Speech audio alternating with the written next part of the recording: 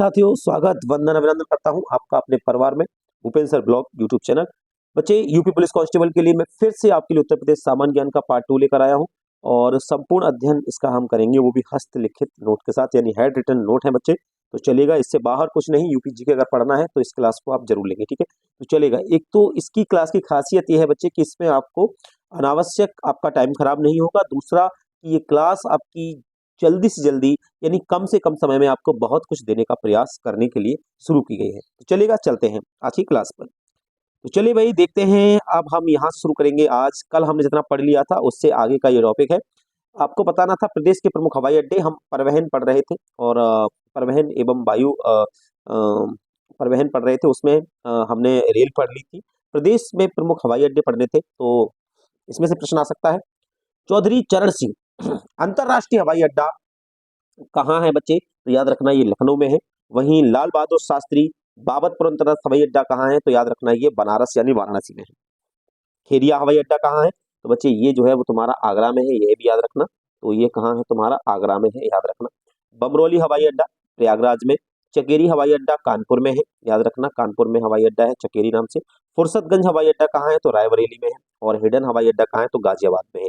प्रश्न ये भी आता है साथियों, गाजियाबाद किस नदी के किनारे बसा हुआ है? तो याद रखना वहां पर हिडन नदी है। डॉक्टर अंबेडकर अंतर्राष्ट्रीय हवाई अड्डा कहाँ है? तो मेरठ में है बच्चे। ये मेरठ वही स्थान है जहां पहली स्वतंत्रता क्रांति हुई थी। बात करते हैं बच्चे हम और हवाई अड्डों के बारे में। तो यहाँ आप देख सकते हो, सरवासा अंतर्राष्ट्रीय हवाई अड्डा सहारनपुर में है। नागरिक उड्डयन प्रशिक्षण केंद्र अगर कहाँ है उत्तर प्रदेश के अंदर? तो याद रखना इलाहाबाद की बमरौली में है। नेशनल पैराशूट ट्रेनिंग कॉलेज कहाँ पर है? तो ये हमारे आगरा में ही है बच्चे, याद रखना। इंदिरा गांधी राष्ट्रीय उड्डयन अकादमी कहाँ पर है? तो ये फुर्सतगंज में है, याद रखना। देश का सबसे लंबा आंतरिक जलमार्ग समझते हो ना, जो नदियों से निकलता है, कहाँ है? तो गंगा नदी में है, याद रखना। जो कि प्रयाग से हल्दिया तक जाता है, जो कि पड़ता है आपके NW1 कहलाता है ये, है ना। नेशनल वाटर जो है नेशनल वे कहलाता है, जो कि 1620 किलोमीटर है। ये पूरा का पूरा बच्चे आपका गंगा नदी पर है और ये प्रयागराज से हल्दिया तक जाता है, ध्यान रखना, है ना। वहीं बात करते हैं, दिल्ली कोलकाता NH2 से नहीं जुड़ा है कौन सा शहर? तो याद रखना इससे लखनऊ नहीं जुड़ा है। अब बात करते हैं बच्चे हम आगे। तो यहाँ पर आप देख लीजिएगा, लिखा हुआ है उत्तर प्रदेश से शुरू होने वाला सबसे लंबा राष्ट्रीय राजमार्ग कौन सा है? तो हम सब जानते हैं NH7, जिसका नया नाम NH47 है, जो कि वाराणसी से कन्याकुमारी तक है। बच्चे यह है उत्तर प्रदेश से शुरू होने वाला सबसे लंबा राष्ट्रीय राजमार्ग है। बात करते हैं, देश के तीसरे रेल कोच फैक्ट्री की स्थापना की गई। तीसरे रेल कोच फैक्ट्री की स्थापना कहाँ गई? तो ये बच्चे लालगंज में की गई थी, जो कि रायबरेली में पड़ता है। एशिया एवं भारत का सबसे बड़ा बिजली लोको शेड कहाँ पर है? तो मुगल सराय में है, ध्यान रखना। मैं अगले प्रश्न को बढ़ता हूँ, देखते हैं बच्चे अगला क्या लिखा हुआ है। तो अगला लिखा हुआ है यहाँ देखिए, प्रति व्यक्ति आय लिखा हुआ है। प्रति व्यक्ति आय की दृष्टि से उत्तर प्रदेश के क्षेत्रों का घटता क्रम बताना है आपको, यानी सबसे पहले ज्यादा बताना है, फिर उससे कम, फिर उससे कम। तो मैं बता दूं, पृथ्वी व्यक्ति आय की दृष्टि से उत्तर प्रदेश में क्षेत्रों का सबसे घटता क्रम जो है वो पश्चिमी बुंदेलखंड, उसके बाद पश्चिमी उत्तर प्रदेश, फिर बुंदेलखंड, फिर केंद्रीय और फिर पूर्वी। तो इस प्रकार से ये घटता क्रम लिखा हुआ है। वहीं बात करूं मैं, उत्तर प्रदेश के सर्वाधिक और सबसे कम विकसित क्षेत्र कौन से हैं?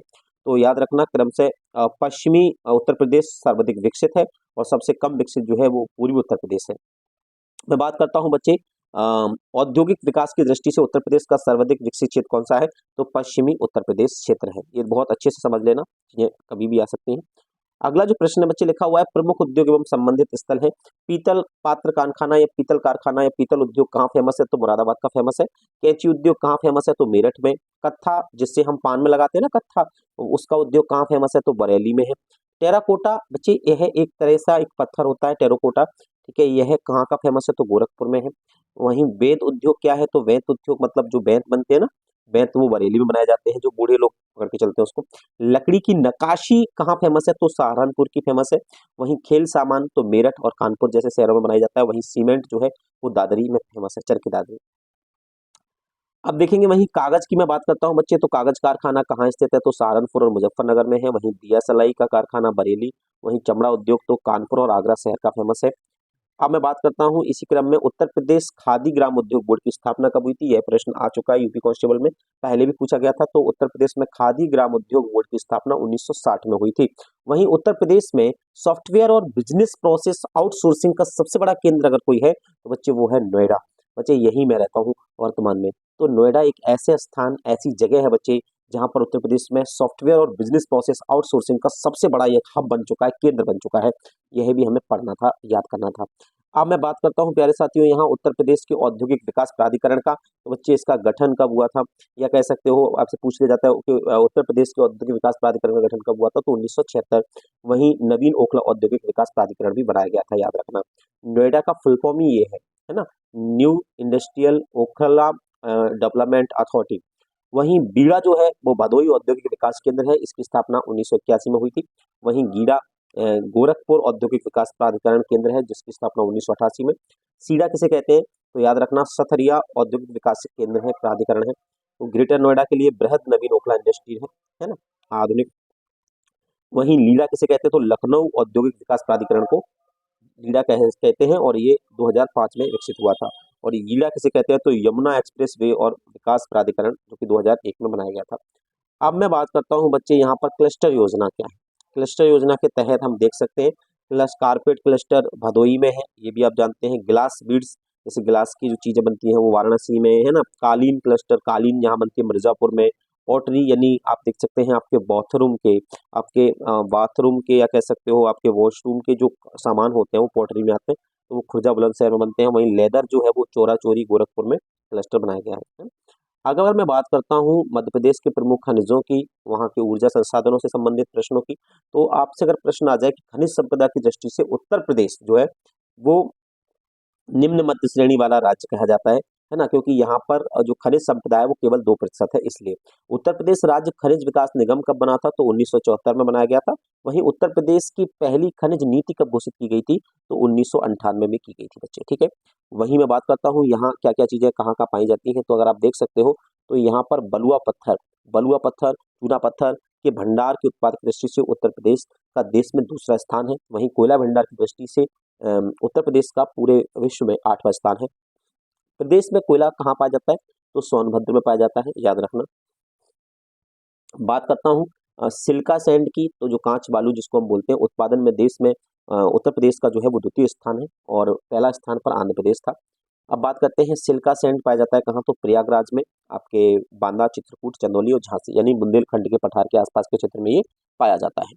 अब बात करते हैं बच्चे प्रमुख खनिज और उनके उत्पादक क्षेत्र कहाँ कहाँ है। जैसे चूना पत्थर है हमारा, तो ये मिर्जापुर में। हमारा कजरहाट जो कि सोनभद्र में पड़ता है, सोनभद्र जो है वो बनारस से या वाराणसी से 70-80 किलोमीटर दूर है ना।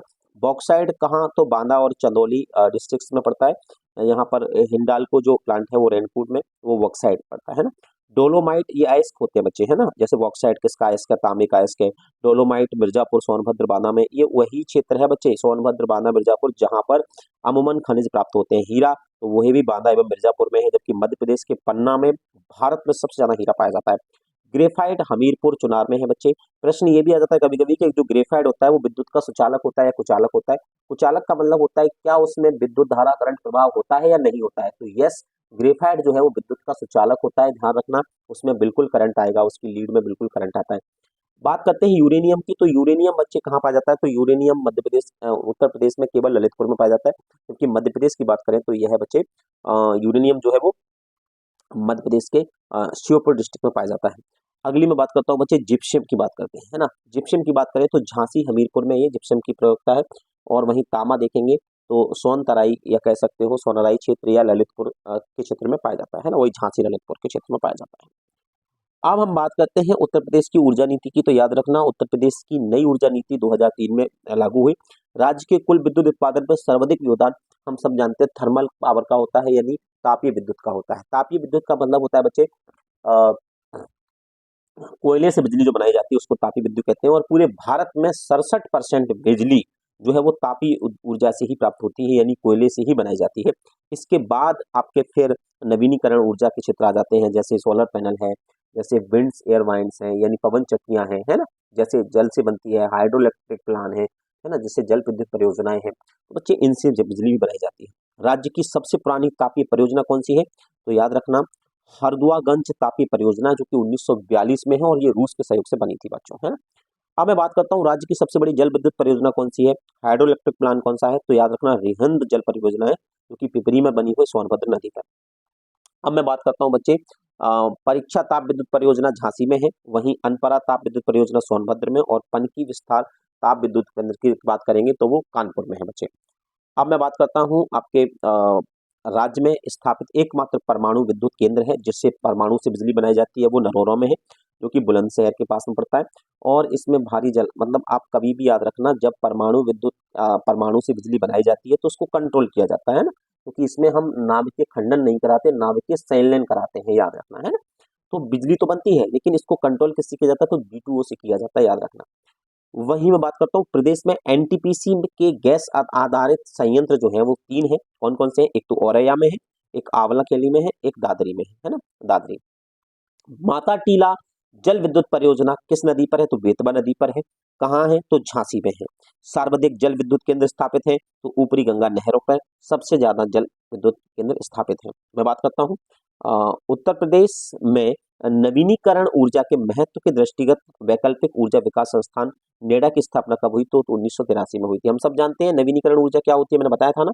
जैसे सौर ऊर्जा, जो जल विद्युत ऊर्जा है, सौर ऊर्जा है ना, जैसे विंड वायन एयर ऊर्जा है, यानी हवाओं से, पवन चक्की से जो लाइट बनती है, बिजली बनती है, वे सब नवीनीकरण ऊर्जा के अंतर्गत आते हैं, यानी इनमें क्षय नहीं होता है।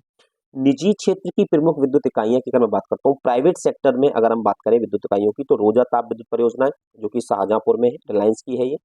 12 संगम ताप विद्युत परियोजना है इलाहाबाद में, जो कि जेपी की है, जेपी ग्रुप की है। ललितपुर ताप विद्युत परियोजना है ललितपुर में है, जो कि बजाज ग्रुप की है, ध्यान रखना है। केंद्र सरकार के सहयोग से प्रदेश के सोलर सिटी के रूप में विकसित किए जाने वाले शहरों में आपका आगरा, मुरादाबाद और प्रयागराज है। 3 शहरों के नाम याद रखना। शीतला शीतला जल विद्युत परियोजना की बात करें तो ये कहाँ पर है, तो झांसी में है। वहीं अगर हम बात करते हैं, वह गांव जिसका अपना सोलर पावर प्लांट है वो रामपुरा है, वो भी झांसी में है, ठीक है। वहां वो अकेला अकेला गांव 8.7 किलोवाट बिजली जनरेट कर लेता है। ओबरा जल विद्युत परियोजना रिहंद नदी पर है, आपको पता ही है, सोनभद्र में। अब बात करते हैं उत्तर प्रदेश के अब बात करते हैं बच्चे उत्तर प्रदेश के प्रमुख ऐतिहासिक धार्मिक स्थल व पर्यटन स्थल, है ना। तो उत्तर प्रदेश पर्यटन विकास निगम की स्थापना 1974 में की गई थी। पर्यटन को पर्यटन को उद्योग का दर्जा दिया गया था 1998 में। अब क्या है, पर्यटन एक उद्योग बन गया, मतलब आप इसमें आप बिजनेस कर सकते हो प्रॉपर तरीके से, तो बिजनेस बना दिया गया इसको, है ना। तो अब उद्योग का दर्जा दिया गया 1998 में। प्रदेश में हेरिटेज पार्क के रूप में विकसित किया जा रहा सर्किट जो है वो आगरा है, लखनऊ और वाराणसी, इन तीनों को जोड़ा। यूनेस्को विश्व धरोहर सूची में शामिल उत्तर प्रदेश के स्मारकों की बात करता हूँ, तो यहाँ आपको ताजमहल, आगरा का किला, फतेहपुर सीकरी, ये शामिल किए गए थे। अब मैं बात करता हूँ बच्चे विदेशी विदेशी विदेशी पर्यटकों के लिए प्रदेश का महत्वपूर्ण दर्शनीय स्थल जो है वो ताजमहल अधिकांश रूप से है। मैत्री परियोजना क्या है, तो जापान के सहयोग से चलाई जा रही परियोजना है जो कि बौद्ध पर्वत का निर्माण कर रही है। यानी बौद्ध जो है, जैसे कौशाम्बी है आपके, है ना, जैसे सारनाथ है, जैसे जितने भी बौद्ध के स्थल हैं, बौद्ध के धार्मिक स्थल हैं, उनको जोड़ने का काम इस परियोजना के तहत हो रहा है। इसको मैत्री परियोजना या बौद्ध पर्वत निर्माण परियोजना भी कहते हैं। जैन धर्म के 5 तीर्थंकरों की जन्मभूमि कौन सी, अयोध्या है, याद रखना, और ऋषभदेव, ठीक है, पहले की जन्मस्थली भी है। मैं बात करता हूँ पुष्यमित्र शुक्ल ने 2 अश्वमेध यज्ञ किए थे, कहाँ, अयोध्या में किए थे। तो अयोध्या तो आप बिल्कुल फेमस है, इसको तो बिल्कुल अच्छे से पढ़ लेना। अयोध्या किस नदी के किनारे बसा है, सरयू नदी के किनारे बना है। और राम मंदिर भी अयोध्या में बना है, जो लगभग 1800 करोड़ की लागत का है। महाजनपद काल में उत्तरी पांचाल की राजधानी अहिच्छिन्न कहाँ है, तो बरेली जनपद में मानी जाती है। सिंधु घाटी सभ्यता का पूर्वी प्रसार स्थल आलमगीरपुर, मेरठ, हेडन नदी के किनारे है। कपिल वस्तु शाक्य गणराज्य की जो राजधानी थी पिपरहवा, यानी सिद्धार्थ नगर में है। गौतम बुद्ध सिद्धार्थ नगर कह लो उसको, सिद्धार्थ नगर में है। अब मैं बात करता हूँ बौद्ध और जैन दोनों का प्रसिद्ध तीर्थ स्थल कौन सा है, तो कौशाम्बी है बच्चे। ये वत्स जनपद की राजधानी हुआ करता था, ध्यान रखना। प्रसिद्ध जैन तीर्थ, है ना, प्रभासगिरी स्थित है कौशाम्बी में ही है। भक्त संत मूलक दास की जन्मस्थली कहाँ है, तो यह भी बच्चे कौशाम्बी में है, कड़ा में, है ना। मूलक दास ये वही थे, कहते थे अजगर करे न चाकरी, पंछी करे न काम, दास मल्लुका कहे गए सबके दाता राम। ये वही मल्लुक दास हैं। अकबर के नवरत्नों में से एक बीरबल का जन्म स्थल, तो याद रखना बीरबल का जन्म स्थल जो था वो कालपी था, है ना। और बीरबल का जो नाम था वो अकबर की देन है, जबकि इनका वास्तविक नाम महेश दास था। चलिए, तो कभी कभी ये भी प्रश्न आ जाता है कि बीरबल का वास्तविक नाम क्या था, तो महेश दास था। अगला देखिए, जैन धर्म के 23वें तीर्थंकर भगवान पार्श्वनाथ का जन्म कहाँ हुआ था? तो ये काशी में हुआ था, बनारस में हुआ था। बनारस भाई सिद्धों की धरती है, यहाँ जन्मे हुए हर व्यक्ति का विकास है। जयचंद को मोहम्मद गौरी ने किस युद्ध में पराजित किया था? तो 1194 के चंदावार युद्ध में जयचंद ने मोहम्मद गौरी ने जयचंद को पराजित किया गया था, और ये कन्नौज में पड़ता है, इटावा के पास। अब जौनपुर की अगर मैं बात करता हूँ तो इसको सिराज ए हिंद की उपाधि दी गई है, और ये शहर जो है वो फिरोज शाह तुगलक ने मोहम्मद बिन तुगलक की स्मृति में बसाया। गुप्तकालीन की मैं बात करता हूँ, गुप्तकालीन जूना खां नाम था, है ना, जोना खां बोलते थे, इसलिए जौनपुर नाम रखा गया। गुप्तकालीन दशावतार मंदिर कहाँ था? ये प्रश्न काफी बार आ चुका है यूपी में, यूपी के एग्जामों में, तो याद रखना गुप्तकालीन दशावतार मंदिर आपका देवगढ़ में पड़ता है। और देवगढ़ कहाँ है? तो ललितपुर। ललितपुर कहाँ है? तो झांसी के पास में है बच्चे, क्लियर है। हर्षवर्धन प्रति 5वें वर्ष महामोच परिषद का आयोजन करता था, कहाँ पर? इलाहाबाद में। तो ये भी बहुत अच्छा प्रश्न है, इसको भी याद रखना। अगले प्रश्न की मैं बात करता हूँ बच्चे, लिखा हुआ है गुप्तों की धार्मिक सांस्कृतिक राजधानी क्या हुआ करती थी? तो इलाहाबाद हुआ करती थी, यानी प्रयागराज हुआ करती थी। प्रसिद्ध इतिहासकार जियाउद्दीन वर्नी का जन्म स्थान कहाँ है? तो बुलंदशहर है, ध्यान रखना, बरन बुलंदशहर में पड़ता है। गुप्तकालीन मंदिर के लिए प्रसिद्ध है ना भीतर गांव कहाँ स्थित है? तो ये रमाबाई नगर में है, जो कि कानपुर देहात में पड़ता है। गुप्तकालीन स्थल भीतरी स्थित कहाँ है? तो बच्चे याद रखना, ये रमाबाई नगर कानपुर देहात, या कह सकते हो गाजीपुर के क्षेत्र में है। अब मैं आज के लिए बच्चे इतना ही थे ये प्रश्न, और इसका अगला पार्ट मैं आपको कल लेकर आऊंगा। थैंक यू बच्चे सभी लोगों को, और वीडियो को लाइक शेयर कमेंट जरूर करेंगे। धन्यवाद बच्चे।